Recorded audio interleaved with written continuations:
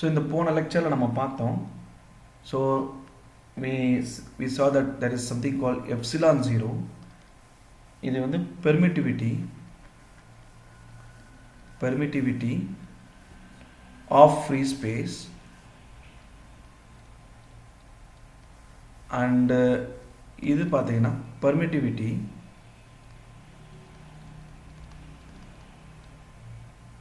in medium. இப்போ question என்னன்னு பார்த்தீங்கன்னா இதுக்கு ரெண்டுக்கும் ஏதாவது ஒரு ரிலேஷன் இருக்கா அப்படின்னு பார்த்தீங்கன்னா S. when you take the epsilon by epsilon 0, we call it as a relative permittivity.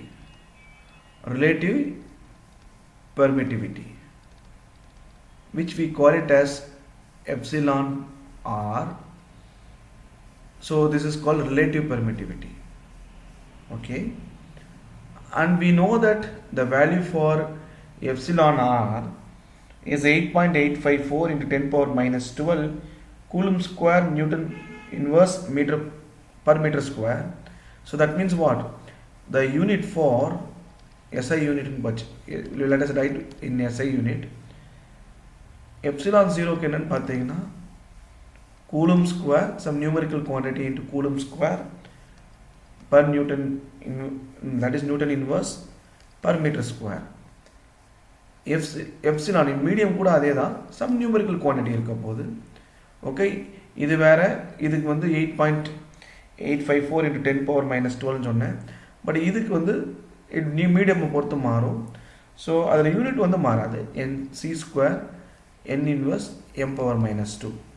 So when I take the ratio between these two, so this quantity is actually a dimensionless quantity. ஏன்னா நியூமரேட்டரும் பார்த்தீங்கன்னா அதே physical quantity தான், denominator பார்த்தீங்கன்னா அதே physical quantity தான்.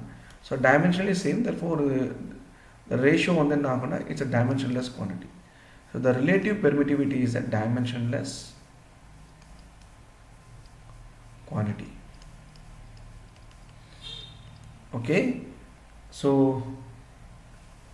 இது வந்து பார்த்தீங்கன்னா நம்ம வந்து relative permittivityக்கு இன்னொரு பேர் இருக்கு, that is called dielectric constant. Dielectric constant அப்படின்னு இன்னொரு பேர் இருக்கு. சம் டெக்ஸ்ட் புக் இதில் வந்து கேன் போடுவாங்க, சில பேர் இதில் கேன் போடுவாங்க. But don't confuse, because K வந்து இப்போ நம்ம வந்து ப்ரொபோர்ஷனாலிட்டி கான்ஸ்டன்ட் யூஸ் பண்ணுறோம். ஸோ அதனால் நான் அந்த சிம்பிள் இப்போ நான் யூஸ் பண்ண போகிறதில்ல. when it is required I will mention and then I will use it. So this is about the relative permittivity. And further என்ன பார்த்தீங்கன்னா, so let us write down the applicability of Coulomb's law. Okay, now what is that? What are the applicability? The first point, Coulomb's law வந்து பார்த்தீங்கன்னா, so this is valid only when we assume that the charges to be point charges. So Coulomb's law is well applied. Okay, the charges must be point charge. Okay, so and under this approximation it is true. Okay, so அடுத்தது பார்த்தீங்கன்னா, for instance it is a long range force. It is a long range force, which means what? Its influences vanishes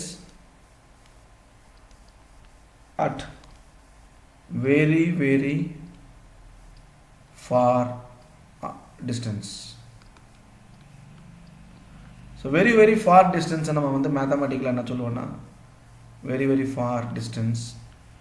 Okay, I am going to shortly at infinity. So r goes to infinity. So f is inversely proportional to r square. So when r goes to infinity, okay, so f goes to 0. So long range force, because the force vanishes, the Coulomb force goes to 0 only at this limit. The third point என்னன்னு பார்த்தீங்கன்னா இது வந்து ரொம்ப முக்கியமான ஒரு பாயிண்ட்டும் கூட, that is Coulomb's law வந்து எல்லா இடத்துலையும் வேலிட் கிடையாது, though it is a long range force. So we have there is a limit here, that is inside the nucleus. For example,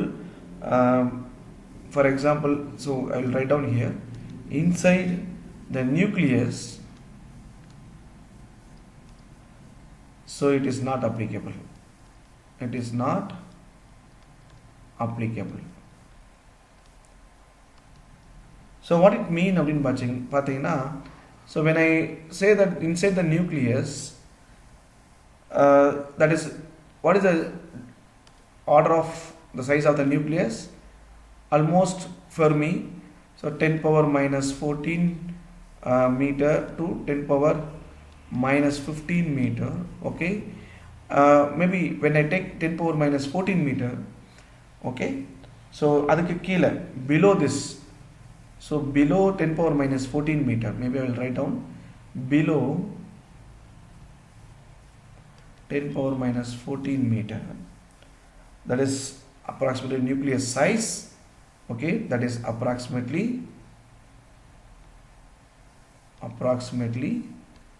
nucleus size. Maybe I will write down in the next page. So below 10 power minus 14 meter, that is approximately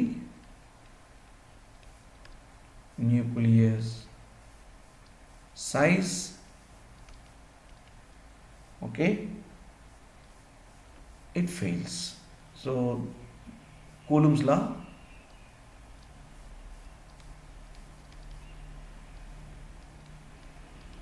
fails.